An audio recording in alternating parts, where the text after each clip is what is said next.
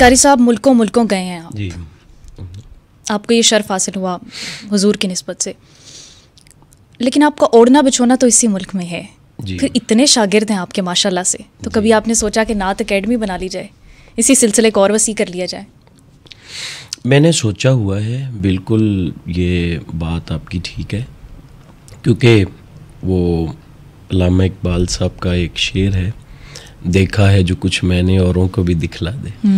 तो जो मेरे अंदर है दर्द है, बहुत सारे शागिर्द हैं पूरी दुनिया में है और बहुत हैं, लेकिन मेरा शौक़ है, टाइम नहीं मिलता अभी बहुत। मैं सोचता हूँ, जारी बात है, बंदा सोचता रहे तो अल्लाह पाक उसकी मदद करता है। मेरे शौक़ है कि कोई ऐसी जगह मिले, इस्लामाबाद में मिले, लाहौर में, और मैं उसका कोई मेरे दिल में है ज़रूर, लेकिन अभी ये 2-3 साल से है, हो नहीं रहा। टाइम का मसला है, मसरूफियत आपको मैं क्या बताऊँ बहुत ज़्यादा होती है। वो तो हमें पता है, हम आपको देखते रहते हैं। अच्छा। हम भी मसरूफ़ हो जाते हैं फिर। जी, तो लेकिन ये मसला है, सिर्फ एकेडमी का शौक़ है मेरे दिल में, और इंशाल्लाह बस आप भी दुआ करें, होगा ज़रूर, पूरा होगा। मेरा शौक़ है। शागिर्द तो आपके बहुत है। बहुत। उस्ताद कौन है आपका?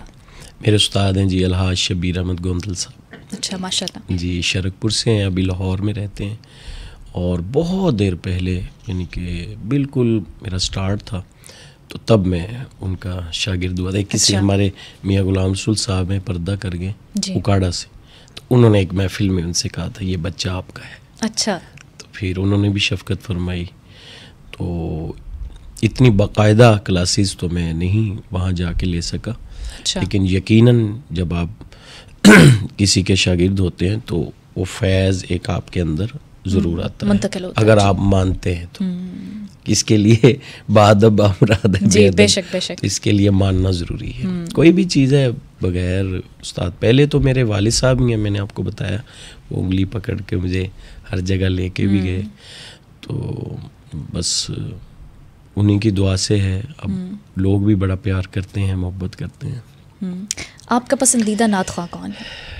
मेरे पसंदीदा नात ख़्वाह बहुत सारे हैं।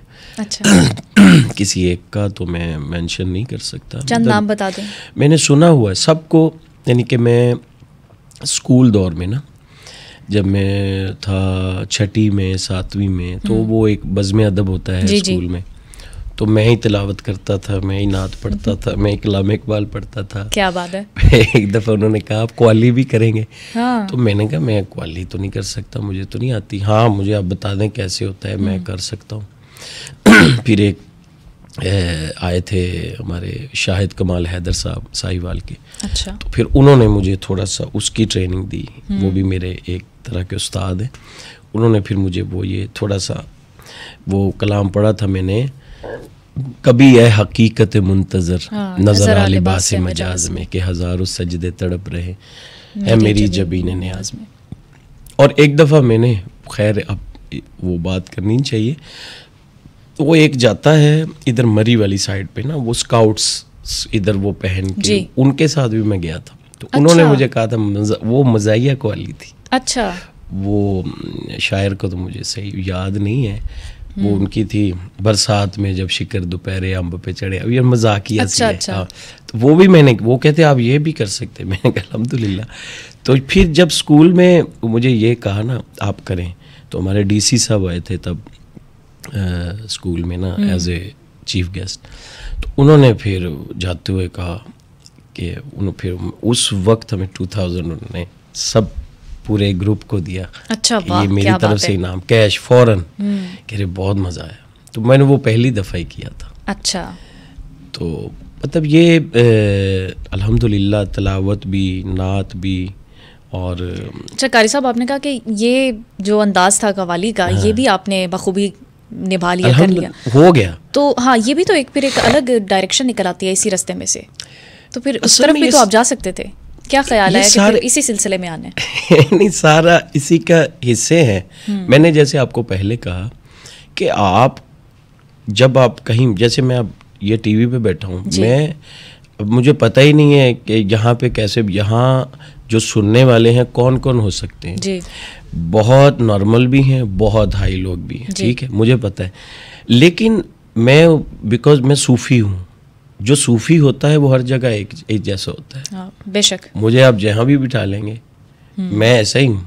आबदा परवीन वो माशाल्लाह उनका एक बड़ा, मैं खुद उनको सुनता भी हूँ। अच्छा। तो उनका आप देखें सूफियाना कलाम है, उनको आप जहाँ मर्जी बिठा देंगे, सूफ़ी का यही अंदाज़ है, यही बस यही अंदाज़ होना भी यही चाहिए।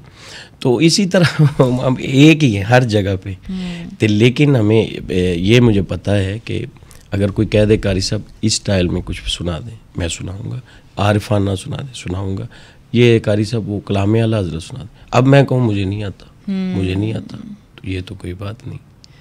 अब उसका दिल कर रहा है, आप नहीं सुनाएंगे, हो सकता है आपके पढ़ने से उसके अंदर तड़प और पैदा हो जाए और उसकी ज़्यादा डायरेक्शन अल्लाह। तो फिर हमें भी कुछ कवाली के अंदाज में सुना दें। वो अमीर हरम खूबसूरत कलाम। मैं एक कलाम वो हमारे रफ़ाकत अली ख़ान साहब ने पढ़ा, हालांकि ये नुसरत फ़तेह अली ख़ान साहब ने बहुत देर पहले पढ़ा जी।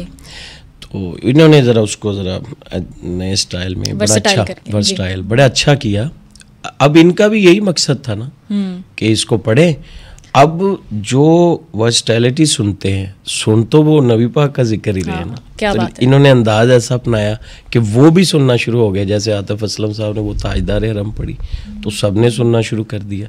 तो इस तरह मैं इन चीज़ों को पसंद करता हूँ कि आप ये ना देखें, कुछ चीज़ें हैं हम उसमें थोड़े से वो होते हैं, नहीं कर सकते जी।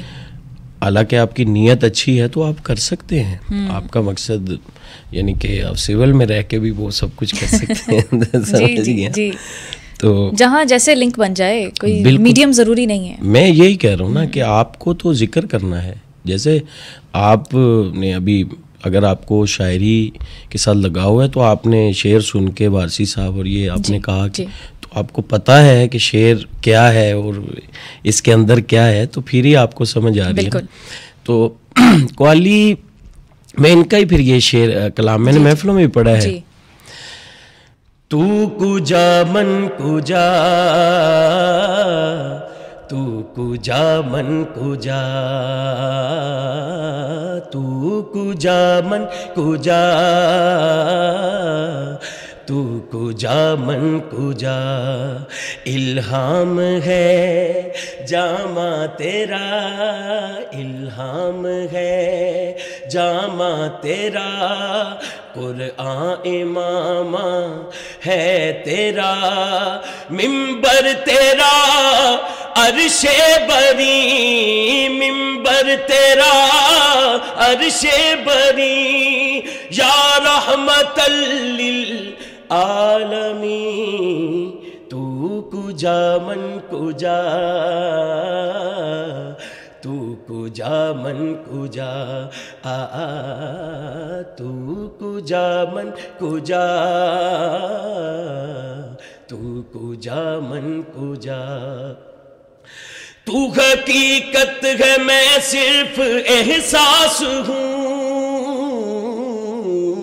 तू समंदर में भटकी हुई प्यास हूँ, मेरा घर खाक पर और तेरी राह गुजर, मेरा घर खाक, हाँ हाँ मेरा घर खाक पर और तेरी राह गुजर, सिदरातुल मुंतहा, तू कुजा मन कुजा,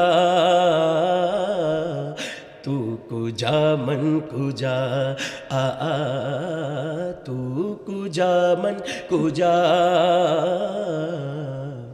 तू कुजा मन कुजा।